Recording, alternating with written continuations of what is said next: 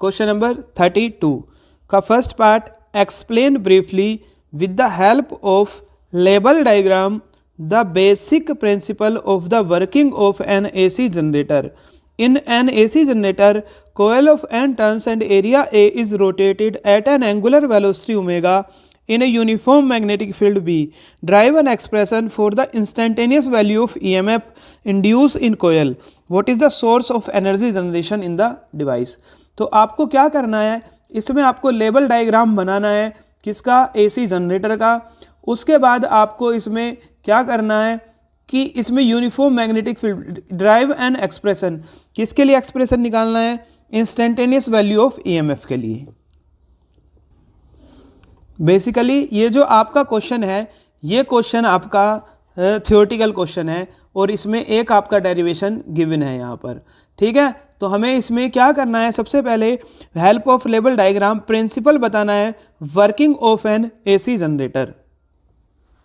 सबसे पहले आपका जो AC जनरेटर होता है वो एक डिवाइस है जो यूज की जाती है कन्वर्ट करने के लिए mechanical energy into electrical energy.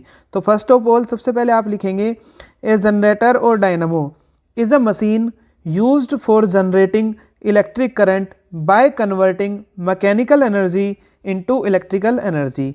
तो ये मैकेनिकल एनर्जी को किस में कन्वर्ट करता है जनरेटर, इलेक्ट्रिकल एनर्जी में. इलेक्ट्रिकल एनर्जी में क्या करता है, कन्वर्ट करता है.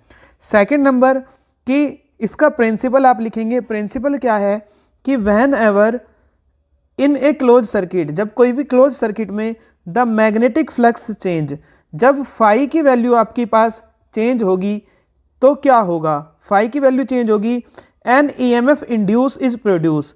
जो EMF इंड्यूस होगा E इक्वल्स टू वो होगा -d∅/dt. मीन्स अगर फ्लक्स में चेंज होगा, फ्लक्स चेंज होगा तो EMF क्या होगा, इंड्यूस हो जाएगा. Which last for the time the flux phi B is changing, किसके according, E equals to -d∅/dt के. मतलब जब आप कोयल में जो एरिया है उसको चेंज कराएंगे या मैग्नेटिक फील्ड को चेंज कराएंगे तो मैग्नेटिक फ्लक्स चेंज होगा, और जब मैग्नेटिक फ्लक्स चेंज होगा तो EMF एक इंड्यूस हो जाएगा, वही यहाँ पर करंट कहलाता है, AC करंट. उसके बाद आप देखेंगे कंस्ट्रक्शन. इसकी कंस्ट्रक्शन में आप देखेंगे इसके 4 पार्ट कंसिस्ट होते हैं. सबसे पहला होता है एक आर्मेचर. डायग्राम में आप देख सकते हैं, ये डायग्राम है आपका AC जनरेटर का. इसी तरह से आपको ये डायग्राम बनाना है. ठीक है, ये डायग्राम आपको गिवन है यहाँ पर. सबसे पहले आप देखिए, आपको यहाँ पर दिखाई दे रहा होगा आर्मेचर. आर्मेचर क्या होती है, एक रेक्टेंगुलर कोयल होती है कॉपर वायर की. ये आपके पास एक रेक्टेंगुलर को वायर वो है, वायर है PQRS. आप इसको मान सकते हैं क्या है ये आर्मेचर. तो armature ABCDA also called the coil consist of a large number of turns of insulated copper wire wound over a soft iron core. एक सॉफ्ट आयरन कोर के ऊपर क्या कर दिया, नंबर ऑफ टर्न्स कर दिए इंसुलेटेड कॉपर वायर के. It can revolve around an axle between the 2 poles of a strong magnet. इसके चारों ओर स्ट्रॉन्ग मैग्नेट डेवलप होता है. इसके कारण ये क्या काम करती है, मैग्नेटिक फील्ड के अंदर रोटेट करती है. ठीक है, तो दूसरा हमारे पास आ जाएगा फील्ड मैग्नेट. तो हमारे पास 2 टाइप के स्ट्रॉन्ग मैग्नेट होते हैं, एक नॉर्थ पोल और एक south pole. The magnetic field is supply by a permanent magnet in small dynamos and by an electromagnet in the case of big dynamo. अगर डायनामो छोटा है तो उसमें क्या करते हैं कि जो सप्लाई होती है वो परमानेंट मैग्नेट से होती है, और अगर बहुत लार्ज लेवल पर हम डायनामो को बना रहे हैं, AC जनरेटर को बना रहे हैं, तो उसमें हम इलेक्ट्रोमैग्नेट यूज़ करते हैं. The poles of the magnet are shown in north south. जो पोल्स दिखाए हुए हैं नॉर्थ और साउथ, ये मैग्नेट हैं. तो ये आपकी क्या हो गई, मैग्नेट हो गई, और ये क्या हो गया आपका आर्मेचर. आर्मेचर एक कोयल होती है और मैग्नेट आपका इलेक्ट्रोमैग्नेट होती है स्ट्रॉन्ग. उसके बाद तीसरा पार्ट इसका कंस्ट्रक्शन में आता है स्लिप रिंग. इसमें स्लिप रिंग्स होते हैं. R1 and R2 are 2 hollow metal ring held at different height. आप देखेंगे R1 और R2 2 डिफरेंट, यहाँ पर आपको इस तरह से रिंग दिखाई देंगे, इसको बोलते हैं स्लिप रिंग.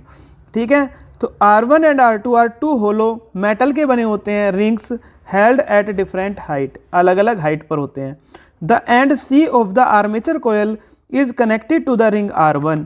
जो C है आर्मेचर का वो किससे कनेक्ट होता है, वो आप देखेंगे स्लिप रिंग से कनेक्ट है। The end D of the coil is pass through R1 without touching it. ठीक है, ये आप कंस्ट्रक्शन पढ़ सकते हैं।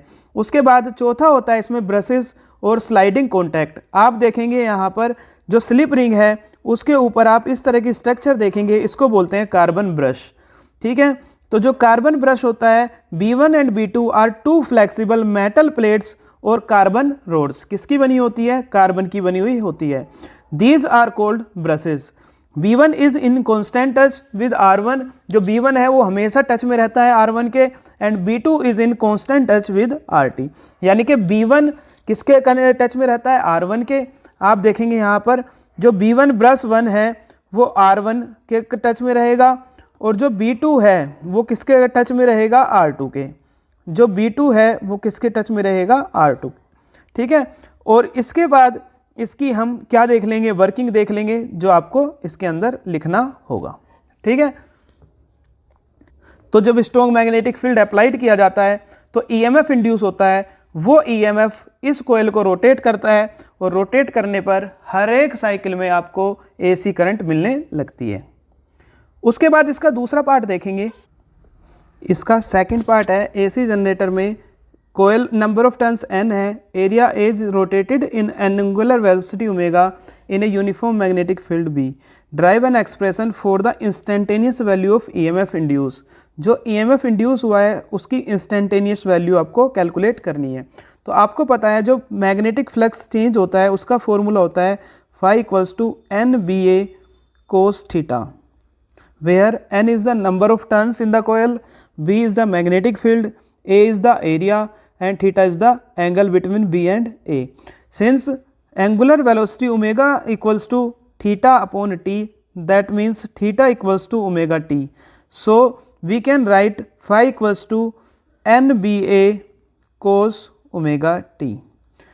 अब ये फ्लक्स चेंज होगा तो इसके कारण EMF इंड्यूस होगा।